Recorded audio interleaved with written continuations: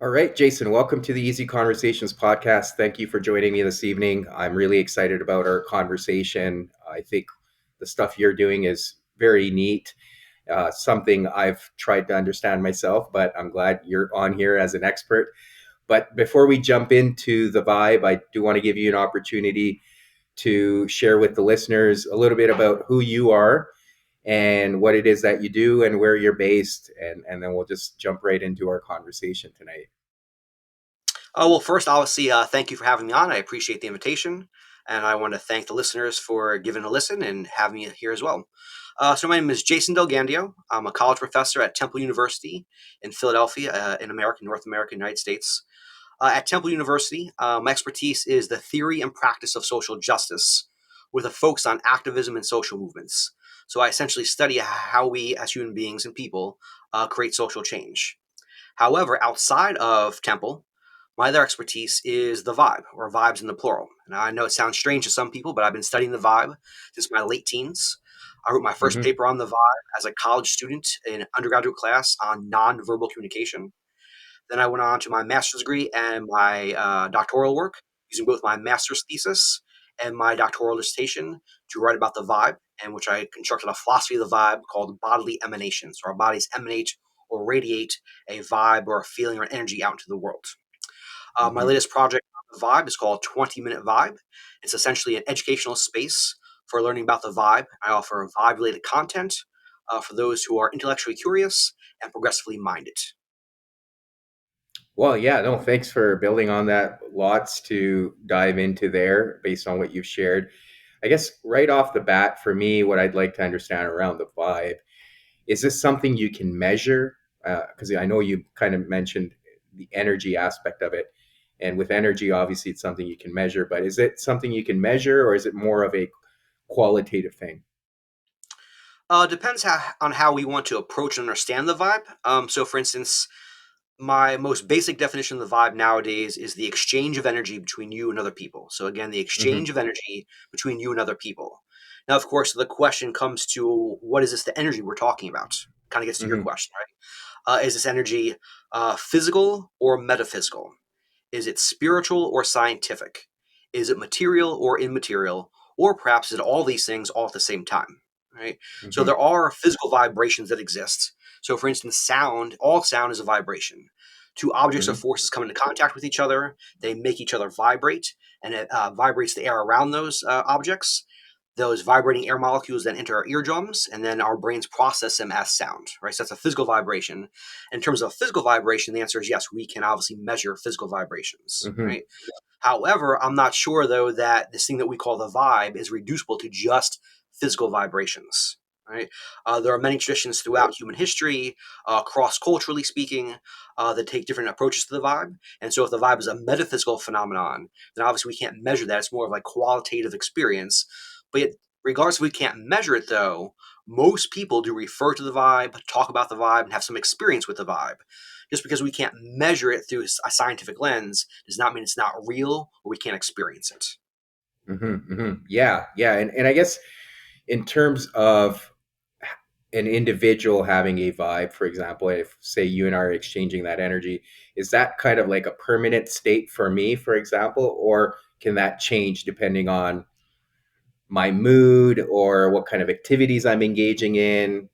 Is there even an aspect of diet that kicks comes into play? Uh, just some things that come to my mind immediately. I know, for example, there's certain way I feel when I'm around certain people, so I could definitely appreciate that exchange of energy. But even with things like music or watching a certain TV show, so yeah, I know I'm throwing a lot at you here, but that's how my brain's working right now as you're sharing that information, right? So. Yeah, yeah, totally. So I would say it's both. So I would say that each person has a core vibe that they emanate out into the world. It's kind of like a core personality, right? Hmm. But of course, though, your core vibe or core personality does change and fluctuate depending upon the situation, the conditions, the people you're around, the situation, all those kinds of things, right? So I Hmm. envision it as each person does have a core vibe, and that core vibe is part of their identity, how we identify certain people through their vibe. At the same time, though, your vibe can fluctuate throughout the day. right, throughout your life. And you could also work on changing your vibe if you wanted to. So let's say you come to the realization that you don't like the vibe you're giving off on a regular basis. It's like, well, how do Hmm. I then work on myself, improve myself, and change my vibe? And I think it's all very possible as well. Hmm. Hmm. So, what are some ways people can improve? Right. So, actually, before we jump into the improvement, I do want to understand how can people become more aware of Mhm. perhaps that vibrational energy that they're giving off. It's a great question. It's a core question that most people ask me, and it's a challenging question to answer. And I only say Hmm. that from my own personal experience. I'm so used to the vibe, I don't think about it anymore. Hmm. Having said that, though, that if I take on the role of being an intellectual, it's kind of my responsibility to explain this to people. So I Right. appreciate the question. Um, I guess one way to be more aware of the vibrational exchange or the exchange of energy is one, become more aware of your body. Right? In other words, we experience the vibe through our bodies, and becoming more aware and attuned with your body opens up the door to being more aware of the vibe itself. Then be more, and then number two, be more aware of your surroundings. So be aware of your vibe, but excuse me, be aware of your body, and also be aware Hmm. of your surroundings. And as you're being more mindful and more attentive to both yourself, like your embodied nature, as well as your surroundings around you, that opens up the door again to this exchange of energy. And then from there, though, try to be aware of how people are responding to your energy, how you're responding and reacting to other people's energy, because the vibe, it really is a symbiotic process. In other words, it's not just me giving off a vibe and you giving off a vibe, but we kind of evoke and provoke vibes from each other. So it's a constant relational aspect. Does that all make Hmm. sense? Yes, yes, absolutely. Yeah, yeah. So okay, obviously you can gain some awareness through just paying more attention to your body, and just to kind of get a bit more granular around that. I guess the only way I can relate it to myself is, again, if I'm in certain surroundings or certain situations, or whether I'm hanging out with certain people, they could either uplift me or I could feel this depleted sense of energy where I'm exhausted or I'm just not feeling good. I might get cranky, I might get frustrated, I might get annoyed. So, those are typically indicators for me, for example, that maybe this isn't the right setting for me, or perhaps being in this social environment isn't appropriate, or it's not really serving me. Is that kind of what you're alluding to, having that level of awareness in terms of how you're feeling or how you're feeling physically or even mentally? Yeah, I would say all of the above, right? So it's Hmm. about developing a certain level of sensitivity to your own personhood as well as your surroundings. When I say surroundings, it could be like literally the physical surroundings, but also the people Hmm. that you're around, right? And Yeah. that level of sensitivity, though, can be instructive for understanding this exchange of vibrational energy. So the answer is Right. yes Right. to your question. Yeah. Okay. Okay. And then I guess now, just for myself and perhaps also the listeners to understand, once you've gained some awareness that, okay, perhaps this is my vibe or these are the things that are affecting it, how can one, if again, from a perhaps a qualitative perspective, were to improve that vibe, how can they do that? Yeah, I want to preface this with saying it's not easy. It's like trying to Hmm. change a part of your core personality. It doesn't happen overnight. I'm not trying to sell anyone a quick fix here. It Hmm. takes practice, patience, etc. But I would say it's along the same lines of what I said earlier, just about becoming more sensitive in the sense that be aware of try to be aware of the vibe you're giving off. And the key part Yeah. here is how are people responding to your vibe, right? Hmm. And if you come to the realization though that it's not the vibe you want to give off and receive, it's also then about a shift in mindsets, right? How do I shift my mindset towards a certain goal, a different kind of goal? Trying to, how do I put this? Change the nature of my interaction with other people, vibrationally Hmm. speaking. Right Right. now, this takes time though. So, I mean, I think most of us probably do this on a daily basis without realizing it. So maybe you have to go run a trip to the grocery store. You're in a bad mood, and all of a sudden you cop an attitude with the cashier. You're not doing it on purpose. You're just in a bad mood. But then you Right. realize that the cashier is like offended by your mannerisms or by your gestures or by whatever you said, right? And kind of like it's a self check process. Oh man, I didn't realize I was giving off that kind of vibe. Now, how do you elevate that Hmm. though to a daily practice where it's like, all right, when I wake up in the morning, I'm setting my intention for the day, I'm going to try to play with a different kind of vibe here and see how people respond to me. And if people are responding to differently today than they were yesterday, that's probably a good indication that you're giving off a different kind of vibe. Right. So it's like, to your point, it is a bit of an experiment and perhaps testing out different methods and seeing, okay, if the response in your immediate surrounding is different. Now, a lot of the times people are somewhat oblivious to that, right? They all often wonder why they continue to get themselves into certain situations. Uh, Often it could be confrontational. That could be a good indicator that perhaps it's you that are giving off this energy as opposed to other people doing it, right? So Yeah, just yeah, I having that totally agree. level of openness. Yeah, yeah. Right. So, right. So if you're mad that everyone's giving you an attitude all the time, well, maybe it's not them. Like Right. everyone unjustly gets an attitude once in a while, but if you're constantly getting an attitude all the time, then it's probably something that you need to change in your own life. Right. Yeah. Think about this in a different kind of a way. So I'm assuming that everyone has the experience of coming across someone who is just genuinely happy all the time. Like I mean that in a genuine kind of way, Yep. right? Oh, well, that person, because of the vibe they're giving off of happiness, of being content, being authentic, it kind of solicits and invites us to do the same. Like that's Hmm. why we like Hmm. to come across people that are happy. I think that's a good indication of being self-aware and self-reflective about who I am and the kind of people I attract into my life or repel from my life. Right? If I'm constantly giving off a bad vibe, then I'll probably attract negative conditions on a regular basis. If I'm giving off a happy vibe, I'll probably attract happier people to myself. Absolutely. And I'd like to put in a bit of a therapeutic lens on it Yeah. too. Personal experience, but even as a therapist, I see this a lot with the clients I work with. But I'll just use myself as an example where, you know, 2 or 3 years ago, I really made my own healing, and I'd say I did a deep dive on myself, a priority. And before that, I was inviting certain people into my life, and it was often a specific type of people. And often get myself in these situations, and I'd always wonder, okay, why is this happening to me? And I finally decided to take that responsibility and ownership, and started to look inward.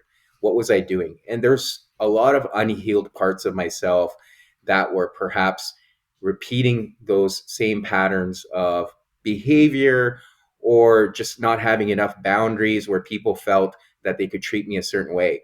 And when I did that kind of work inward, and started to heal, and I started to feel more confident in myself, and I started setting better boundaries, then I started inviting different people into my life who showed me more respect, who cared for me, who showed me more love.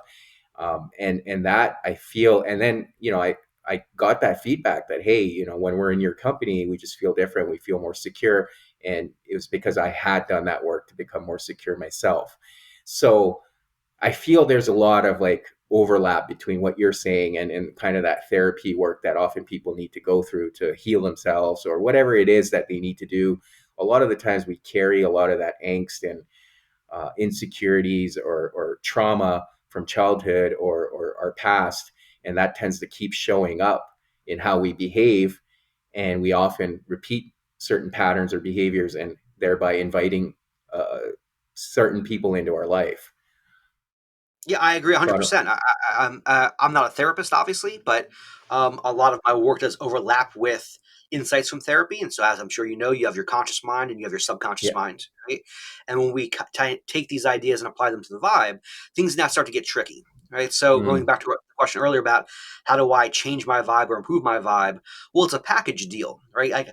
I'm not trying to sell someone a meme here, an internet meme or social media meme. It's like good vibes only here. It's like, well, yeah, we all want good vibes, but that's not how life works, right? And of so, course. if you are serious about changing your vibe and giving off a different vibe, a lot of times that comes with really deep self reflection work, right? Whether Hmm. we want to call it healing or something else, it's the same kind of process where I have to examine my whole self, examine my life, examine the parts of myself that I'm uncomfortable with or afraid to look at, right? Because I may have in my mind, my conscious mind, I wouldn't give off a vibe X, right? But unless I've Hmm. done the underlying work with my subconscious mind and all of my experiences from the time I was born up to the current moment, I may not have the ability yet to change my vibe because I'm still working on all my subconscious stuff. Does that make sense? Hmm. Like, package deal.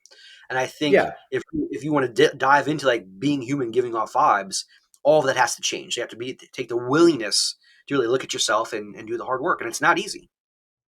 Yeah, yeah, and I mean, like a lot of that psychotherapy was based on that subconscious mind. When you kind of go back to Freud's work, it's exactly that, right? Like often the things that are haunting you or that keep coming up are from that subconscious mind. So yes, it does make sense, and there is a lot of overlap. And one of the other things that you and I chatted about when we first talked offline, for me, what I'm familiar with, I did dive a little bit into David Hawkins' work. I did mention that to you, and he talks about it also.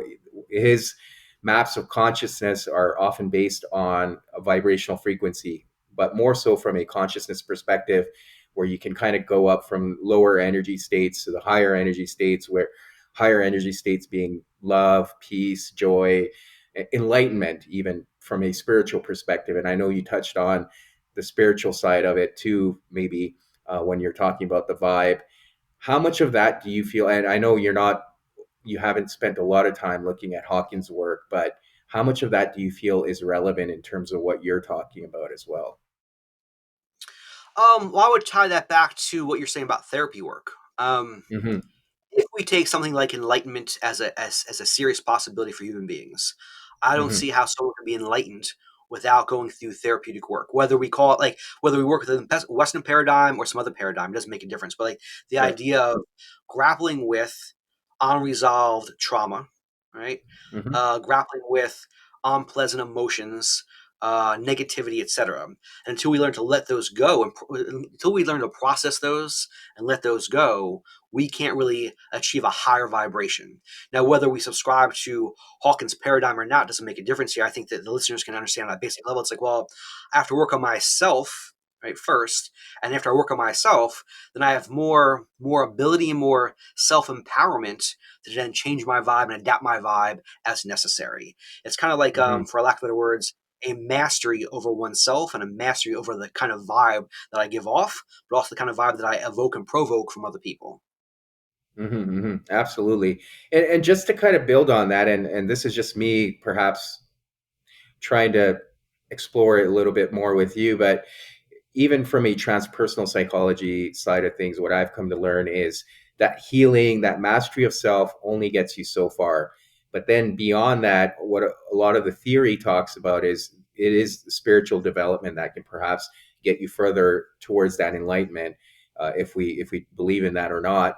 But do you see any parallels there, like in terms of okay, you've kind of mastered yourself, but to go further in that development of higher energy states or a vibrational frequency, is there more that people can do, and what does that look like?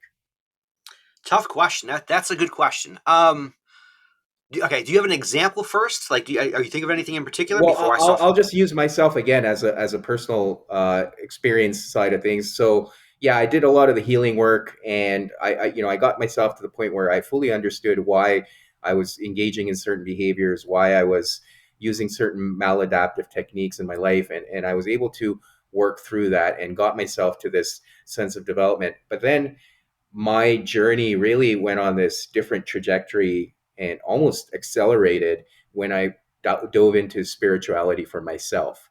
And then I started seeing, so I had I wouldn't say mastery of self because that's a personal struggle every day, but I got to a certain point where I felt comfortable. But then beyond that, when I started diving into that spirituality, I started seeing, even with people who perhaps weren't again using the terms of the vibe at a lower vibrational frequency where you could see it in their behaviors and their actions, I was still able to see from a compassionate side of things, the light inside of them. Again, speaking from a spiritual perspective, and find that, and that really helps me even in the therapy work I do.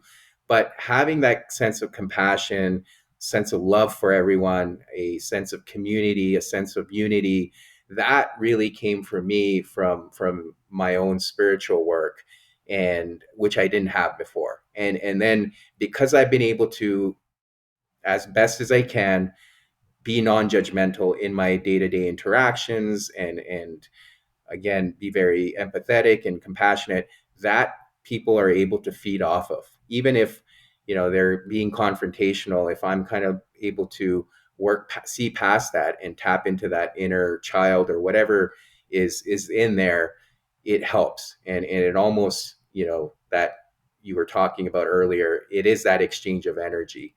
But for me, that was more spiritual in nature. So I wonder if that's something you've come across in your research, or if that's something you see some truth to as well. That's a wonderful example, and thank you for sharing the story. And I think it kind of crystallizes what we're talking about here in this moment. Hmm. A few words come to mind and listen to your story. One, a certain sense of universal oneness, Yeah, and then two, a sense of mystery, like mystery to the universe, mystery to ourselves, etc. Right. absolutely. And for myself, I begin with those kinds of things. It kind of my outlook on life, outlook on the world, Hmm. right? I do believe in universal oneness, that it's all one thing, right? Yeah. Processing, evolving together. Within that oneness, though, there's a certain level of mystery that, as a human being, we're never going to fully understand. It's not possible, right? And I think if you embrace those two things, universal oneness and the mystery of life, it opens you up to a certain kind of interaction with other people. As you're saying, Hmm. you kind of have intuitive insights about their own pains, their own Yeah. traumas, why they're behaving the way they do. And that will, I think, for most people, provoke a certain level of compassion, right? Like this Hmm. person, I may not like the behaviors of this person. They may be harmful to myself or to other people. At the same time, though, I don't want to condemn that person, right? They're still a human being. Hmm. There are reasons why that person's behaving the way they're behaving, and I think, and Right. that is its own vibe. If you can embody those kinds of values, you would give off a certain kind of vibe, right? Hmm. At the same time, though, and as you give off that vibe, it's like I guess it's a symbiotic relationship, right? As you reach those insights, you develop a certain kind of vibrational frequency. At the same time, though, as you develop that vibrational frequency, you gain certain insights about yourself, other people, and universe at large, which I also Yeah. classify as being very spiritual. Yeah, yeah, and for me, I think as you were talking, what I realized, and this is what I think I could put it more in concise terms, is after I was able to find the light within myself, now I have the capacity to see the light in others, right? And I hope to help them find it when I'm doing that one-on-one work, but I could still see it, right? Like you said, through all that pain, all the veils and the armor they've put up, I could still see that there is that light in them. And perhaps that's their own journey and struggle they need to go through. And then I guess from that sense of universal oneness, what are your thoughts in terms of consciousness, and how does this tie in, like this whole idea of the vibe, into a universal consciousness? So, say more about even like consciousness, because that can mean different things. Like, say more about that. Yeah, I mean that's a good question. Turning it around on me. Well, I mean we are conscious beings, right? And I think collectively, depending on, okay, I'll give you an example, and I do want to come to this eventually, so we could go there now. In terms of the work you do in social justice and activism as well, we see a lot of, and obviously war has been part of our human existence forever. But right now, as you can see, some of the conflicts going on around the world, to me, that often will drop our universal consciousness, because there's perhaps evil forces in play, or a lot of negativity. Whereas, if there's more positivity in the world, and I think there is more than there is negativity, but that's what I mean. Through that positive sense, if we all did our part in being a bit more positive or raising our vibrational frequency, we can also raise the consciousness of the world. So from that perspective, and obviously, without getting into too much depth, and I'm happy to go there as well, but humans also have a different sense of consciousness than animals, for example, right? I mean, animals have consciousness, so do plants. You can argue everything perhaps has consciousness around us, but humans are at a different level from my understanding, and perhaps my perspective as well. But that's kind of what I mean by consciousness. And I Right. wonder, through that vibrational frequency, can we raise it? And is that something you see as well? Or at least, what are your thoughts around that? No, yes, okay, so I got you now. Yeah, so the answer is yes, right? I do believe that, and I agree with that. Let me back up here for a second. So one of the ways I try to understand, let's say, the vibe on a global scale is through like a logical process, right? So each human body gives off a vibe, and there are Hmm. human bodies all across the globe. Therefore, there must be a global vibe, right? So the way that I think about the vibe, it's not just one person giving off a vibe, and it's not just this vibe or that vibe, but rather we're constantly giving off a vibe, and all of our vibes kind of entangle and form a certain kind of nexus, like a global nexus. And that Hmm. nexus of vibrational energy has a certain kind of existential aspect to it where it will push us and pull us in certain directions, right? So think of all human beings literally existing as one collective through this thing that we call the vibe. Right. Hmm. Now, from there, though, if the question is like, well, how might I manipulate my vibe or advance my vibe to raise the consciousness of humanity? I think that is possible. However, I don't want to overstate the case. Right. Right. It's not just he's like, well, if I just give off a good vibe, the whole world's gonna be a better place. Like, well, yeah, but wars are still going to occur, right? Hmm. Um, as I'm sure you and probably most of your listeners know, there are Buddhist monks that live their lives in states of meditation and whatnot, and they practice on a daily basis, but we still have wars, right? So, Yep. like, I want to be realistic about when we talk about the vibe and raising consciousness. Yes, it is possible, and yes, we do have a responsibility to do that kind of work. At the same time, though, it's that alone will not change the world wholesale, right? So it's Hmm. a Hmm. very slow look at this. Yeah. Having said all of that, right? Yeah, my answer is yes. That we can, in a small way, have a positive impact on the world by emanating and radiating different kinds of vibes, right? Hmm. Um, and I think I go back to the concepts of universal oneness, mystery, compassion, many of these basic spiritual concepts that have been around for thousands and thousands of years. And I still think they're applicable today, right?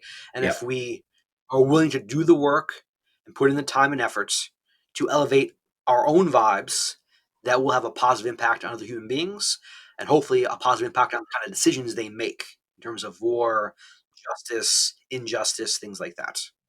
Absolutely. Yeah, I agree with you 100% on that. And I think it really comes down to doing our individual parts, right? And often we lose sight of that. We get caught up in, okay, well, all this stuff's happening in the world, and you often start emanating that negative energy yourself rather than focusing on what's in your control and doing your best. Obviously, not losing sight of, yeah, what's going on around you. And then even with the Buddhist monks, I'll use them as an example. Often they kind of isolate and go into solitude and away from this world.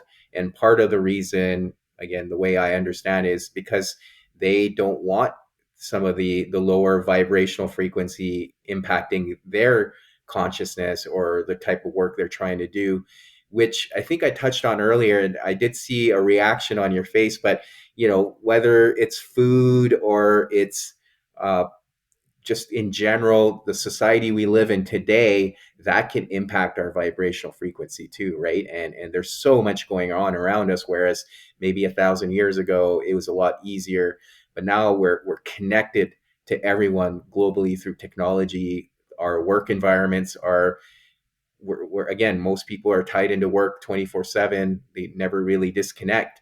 So from that perspective, what are your thoughts, like, from our evolution as a species, and what has that done to perhaps that vibrational frequency or vibe?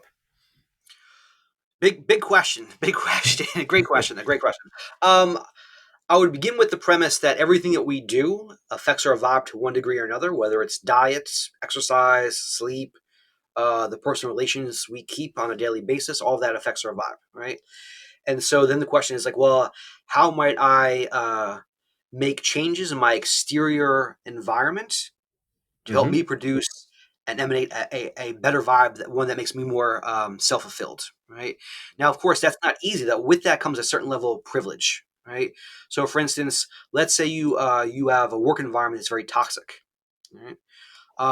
Not everyone has the ability to simply quit that job and go do something else. I mean, Hmm. technically speaking, we're all free to do whatever we want, right? Of But course. there are social conditions, social constraints that may either make it more difficult or less difficult for each individual. So, and I think that's important to acknowledge, though. So, if you have a toxic work environment, the first thing to realize it's not necessarily your fault. Like, in other words, you are not the toxic person here, but the people you work with are toxic. Right? In that situation, you cannot necessarily change their outcome, their vibe, or their personality, but you can change how you respond and how you react to that vibe and to that toxicity. Right? And Right. so one of the things I've been trying to work on, I don't know, the past 6 months to a year is being less stressed out, right? And trying to not have other people's negative vibes impact me in a way that just drains me all the time. This is Hmm. not easy to do, right? I've been working on this now for quite a while, but it is doable. That it is possible, and it goes down to like, well, you know, I guess what you were saying earlier, like what you can attain certain insights about people simply by watching and observing and feeling, right? Yep. And if you are in a situation, whether it's work or family or something else, and you can't change it, well, then how can you change your orientation to it? Right? How can you safeguard yourself from negative vibes while also maintaining your inner peace that then gives you a certain kind of vibe that's self-satisfying? Again, none of this is easy. It takes time, it takes effort, it takes work, but it is doable though. Yeah, and again, just to tie back what you and I talked about earlier, specifically what you said about just gaining that awareness, because again, it starts with you, right? You if you don't gain that awareness about how you're feeling in those environments or around certain people, then it's hard for you to make change or even understand how you can engage differently, right? So that applies to work, that can apply to family. I mean, again, just to use personal example, when I started my own healing 2, 3 years ago, that's another thing I looked at was, okay, is my social circle serving me? How am I feeling when I'm in those environments around those people? And again, I'm not saying one's good or bad. It was for me, I had certain goals, and there were certain people that were hindering me achieving those goals. So I had to make those changes. I had to start new social circles, new friends, new environments, new places where I was going. So all of those things happened once I got that awareness, and then I was able to make those changes, which almost like James Clear's book on atomic habits. It's like habit stacking, right? So once you start getting a little bit of awareness in terms of what's serving you, what's helping your vibe, you start building on that. And then for me, it started with social circles, started with activities I engaged in, started with the foods I was eating, my sleep, all of it. And then it just started reinforcing each other, which is good because then you're getting that positive reinforcement. Right? And this is a good thing about also to know about habits. One of the things I've learned is you can't, people struggle to just remove a negative habit. You almost need to pull that negative habit and replace it with something positive. That's when that change is most impactful and sustainable over the long term. So I guess I don't know, any thoughts for you when I talk about habits or even changes on that type of scale? Um, One of the thoughts that was going through my head listening to you wasn't so much about habit, about using Hmm. family as an example of the vibe and how it can be negative or positive or something else altogether. Um, So if you think about family dynamics, right? Yeah. Everyone exists in relationship to everyone else. That's what makes it a family, right? And then within that family dynamic, one of the dynamics is the vibe itself. Now, the interesting thing about the vibe, though, is that it's usually more subtle, right? So, in other words, when we speak to each other and use language, that's overt, that's explicit. We know what we're saying to each other, we know how we're supposed to interpret this, etc. Then you have nonverbal communication, though, that tends to be a little bit more implicit. In other words, it's there all the time. We're always responding to each other's nonverbals. But we're usually not consciously aware of that. Then at a more implicit level would be the vibe itself, where each family develops a certain kind of vibrational dynamic or vibrational framework that kind of moves along. I mean, literally over years for with the family, right? And that's one of the reasons why family dynamics are so difficult to navigate and to negotiate because it's certain kind of like an entanglement or enmeshment where we're all part of this one process, right? And if at some point you realize, well, this family dynamic is no longer serving me or it's hurting me or it's negative, then you have to make a conscious decision like, well, how do I negotiate this now? For most people, they're not going to break off their family wholesale. I mean, some people do, and that's fine. I support that. But maybe it's you interact with your family a little bit less. You're not there all the time. You'll give them all of your attention, right? And then you claim some kind of ownership over your own personhood and also your own vibe. right? Hmm. At what point does the individual decide I want my own life and therefore my own vibe, and not one that just mimics that of the family? Hmm. Does Yeah, that make sense? Right? And as I'm saying, absolutely. it's making me think of what is it, intergenerational epigenetics, right, where we carry on things from one generation to the next. And I would say the vibe ties into as well, right? I mean, you can literally be carrying out or emanating a vibe that precedes your own life. Like, Right. you have parents, they're affected by their parents, they're importing those dynamics and those forms of energy, and now you're transporting them as well. And at some point, though, you have to break that off and go about your own discovery and your own course of action. Absolutely, and I mean, you see that in generational trauma too, right? Because that becomes your normal, so you don't even know often that that's the vibe you're emanating, because it's just you grew up in that household, that's how it was, right? And it just felt normal. And then perhaps when you start stepping out, and then you go back to see your family of origin, you start feeling different and bogged down. That's probably a message that, okay, maybe you're growing out of it, and when you're back in that environment, it's pulling you down again, and that could be a good thing to perhaps become aware of. The other thing, like you said, limiting your time with perhaps the family. Again, I'll use personal example. That is something I focus on, not necessarily with family, but there are people in my life where I'm like, okay, I can maybe see this person for an hour. That's the most I can do without compromising my vibe, right? Or maybe this is someone I get only see once a year. So having that awareness, right? If in certain situations you may not be able to cut people off, or you may have to just see them because there's other reasons, could be work related too.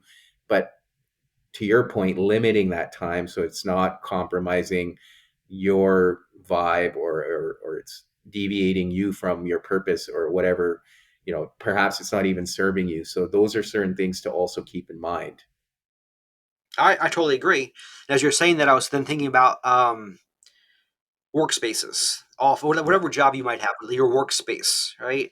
And think about, or I invite your listeners to think about this in terms of how does your daily workspace either positively or negatively impact your vibe on a regular basis, right? Hmm. So if we spend 40 hours a week, if not more, at work, right, it's a major part of our lives. I mean, it's a big part of our lives. And there's no way it's not going to affect you in some way, shape, or form, right?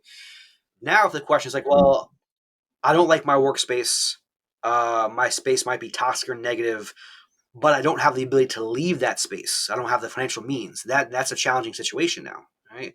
Hmm. But I would say though, do some work every day before you go into the office or whatever your space is, like whatever it might be, before you go to work. Prepare yourself for the environment you're about to walk into, and try to be conscious about how you're interacting with, but also reacting and responding to your work situation. All right, Hmm. take inventory, and then from there, though, one of the terms one of my friends uses all the time is shielding up. How do you shield up to avoid internalizing the negative energy around you? Right. Yeah, Again, this is not easy. It takes effort. Although the more you do it, it becomes, like you said earlier, another habit, and it does become easier. But I think that's absolutely. a big part. I mean, in modern society, most of us go to a job 40 hours a week, right? And we have to go to pay bills. And the question is, okay, how do we carry out this form of living, this form of existence, but doing so in a way that is mentally healthy and vibrationally healthy, and really the two sides of the same coin. Yeah, and sometimes it requires you to shake it off too, right? Like literally shaking it off. Like I know when I was doing my practicum as a therapist, at the end of and I was working in a non-for-profit segment of the population. So by the end of the week, I was drained. So I would, before I would go into the weekend, I made an intention to either go out for a hike into nature to recharge, or go for a yoga practice, just to basically cleanse my energy, because I was carrying so much of that stress with me. Not only was it exhaustion, but even just working with people nonstop. So those are some things to be aware of too. If you're going from a setting that's perhaps stressful, or a work environment that could be toxic, for example, when you're going home or you're transitioning into another setting, what are some things you're doing to perhaps raise that vibe, and then not carry that energy around with you to your family, to your children, to your friends, whatever that may be? No, yeah, that's perfect. Yeah. So one of the things I've done in my own life, though, is try to create my home environment to be something that I enjoy, one that is peaceful, one that is humorous, right? One that is not toxic and is not negative. Which is not to say that everyone has a bad day. Everyone's partner has a bad day once in a while. That's going to happen, right? Um, but how can I construct at least parts of my life that are enjoyable, parts of my life that bring me happiness, parts of my life that evoke the kind of vibe that I want. You may not be able to do that 24 hours a day, 7 days a week, right? Especially if you have a job, you have to go do 40 hours a week. But whether it's the weekend, it's the evenings, whether it's morning before you go to work, I think all of those spaces and moments are important. As one example in my life, I started meditating on a daily basis. I guess it was around 2014, 2015. My father passed away unexpectedly. It was really, really hard on me. I was emotionally a mess. And at some point, I realized, well, I have to do something to avoid feeling like this all the time. So I started Hmm. meditating every morning, and that was many years ago. And I still do that every day now. Um, Anywhere from 5 minutes to maybe 30 minutes, depending on my day, my schedule. But just tapping into that inner peace for a few minutes can be helpful. Kind of clear your mind. Again, get in touch with your body, get in touch with your surroundings. Think about the day, what's going to unfold before you, and how do I negotiate, navigate whatever I may have to do for the next eight, Right. 9, 10 hours a day. Yeah, and there's something you touched on that's very important, and I think a lot of people don't underestimate it. Is like you said, your home. You know, you've got a certain environment that or setting you've created, and often you need to have different things that you need to focus on, different parts of your home too, right? Like for example, your bedroom. You don't want too many hard colors or too much excitement going on, because that's where you're, for example, not even putting a TV in your room, right? Because that's your place of peace and rest. So being mindful of, okay, what are you putting in your bedroom? And then perhaps if you've got an exercise room in your home, what kind of energy are you trying to build there? So having that awareness too in different parts of your home as well, right? And not trying Yeah, to yeah, have a workspace in your bedroom, right? Having clear, distinct places. And I think during COVID, a lot of people were complaining about that because they were working from home and they couldn't turn it off because they were sharing that environment, right? yeah, So that's something to be aware of as well. yeah. In hearing you speak about those things, made me think about the relationship between the human psyche and the human vibe, right? And so the way that I think about it is how might I set up my home environment as an example that produce a certain kind of psychological joy, psychological enjoyment, psychological tranquility, right? And as I Hmm. take those things in mentally, psychologically, right, it's going to affect the vibe that I'm producing on the outside of myself, right? So the symbiotic relationship between the human mind or human psyche and then the vibes that we give off on a daily basis. And I think that itself could be a habit and a form of practice, right? How can what I want to say here? How might I consciously construct an environment for myself, right? Hmm. That then elicits a certain kind of vibrational response from me that is more fulfilling and more enjoyable. Yeah, yeah. No, for sure. I appreciate you adding that piece as well. And again, I just do want to come back to your work, obviously in the social justice part. How is that different from the work you're doing in the vibe? Do you see any intersectionalities there? And what is that for you, I suppose? Because I know I touched on it a little bit, but I do want to come back to it. Well, to back up for a moment here, just for my background and whatnot. So I got involved with activism and social movements back in grad school when I was still working on the vibe. Like I was, really focused on the philosophy of the vibe and Yeah. whatnot. But then I got pulled into social movements. This is 23, 24 years ago, so quite a long time. And for most of my adult life, I really was involved with social movements. I studied social movements. I teach social movements, um, expertise in the theory and practice of social justice, etc.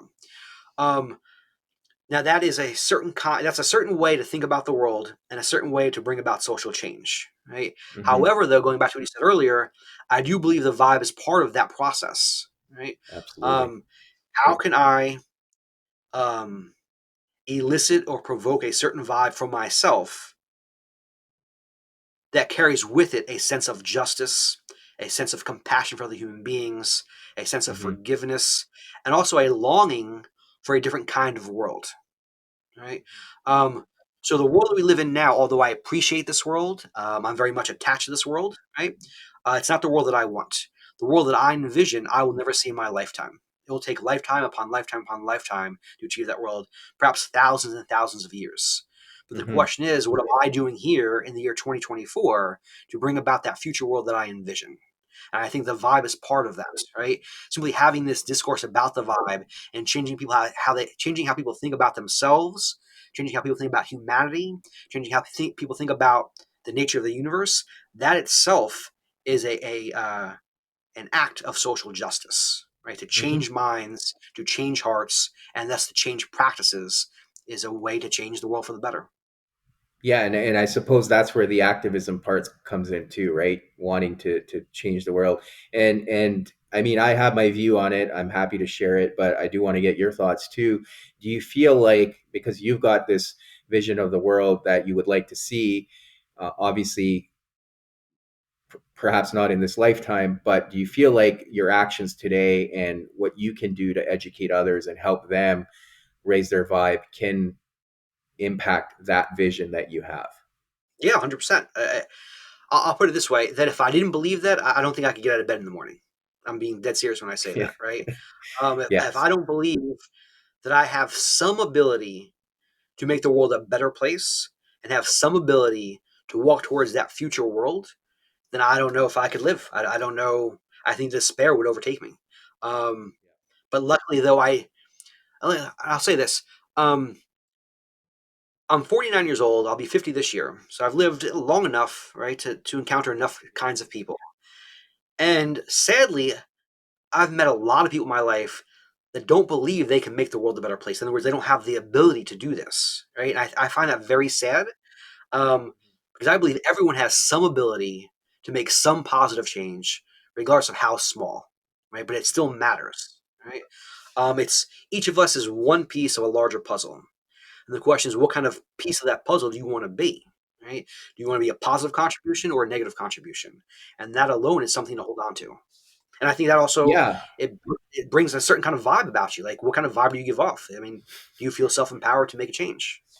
I agree with you 100%. That's what gives me purpose too, is knowing that not only I can make a difference today, but even the small, minor impacts I'm having on other people's life, for example, that could Right. have a cascading effect and influence future generations to come, and could have an internal impact, and that gives me a sense of purpose.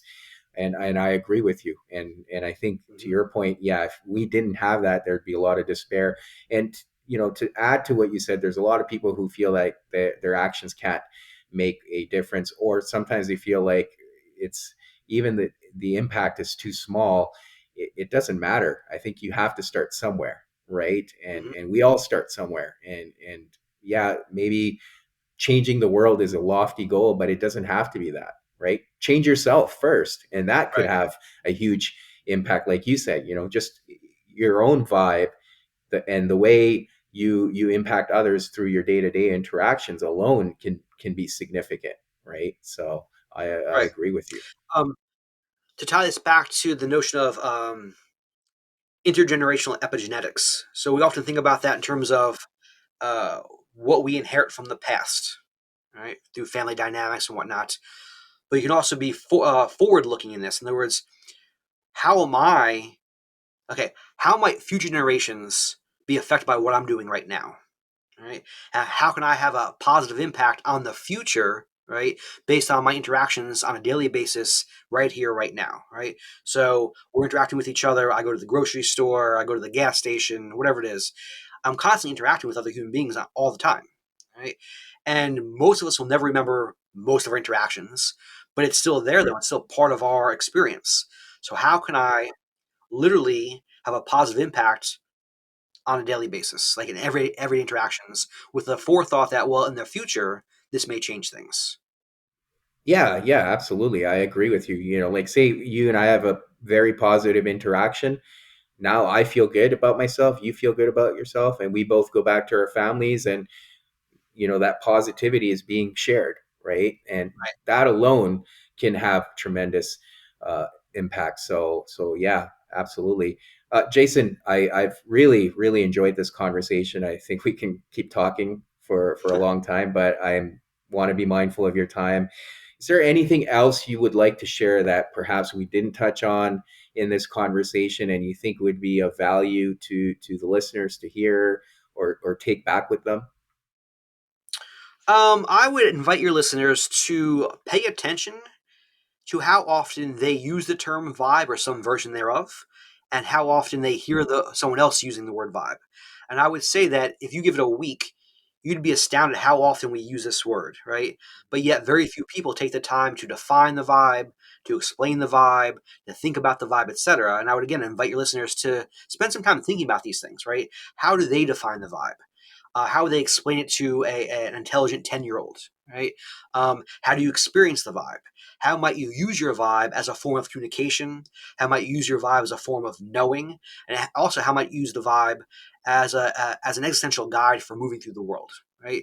So rather than just a catchphrase for everything that we want to say, oh, this vibe and that vibe, how might we refine our understanding of the vibe and make it more a way of life as opposed to just a catchphrase? No, that's great. That's great. And for listeners that want to get a hold of you or find your work online, especially around the vibe, what are some ways they can do that? Well, if they go to my website on www.20minutevibe.com, so again, 20minutevibe.com, and then from there you can find my socials on Instagram, Facebook, YouTube, etc. Okay. And do you mind expanding? I know we didn't really get into the details of it, but 20-minute vibe, do you mind like just expanding on that a little bit?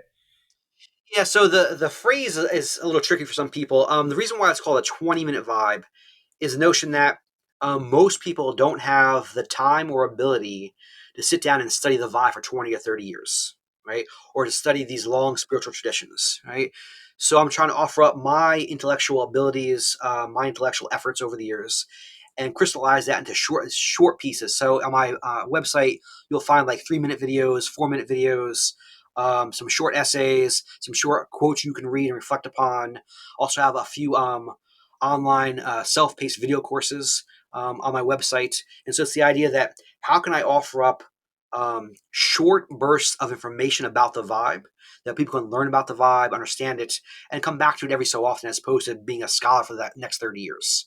Right. So it's the idea it's an educational site, but in short chunks and very accessible information. No, that's great. That's great. Well, Jason, thank you again. This was a pleasure, and I'm really excited to share this with the listeners. But yeah, I'm glad Thank we you. It were was a able lot of to fun. have I this. really appreciate it. Yeah. Yeah, 100%.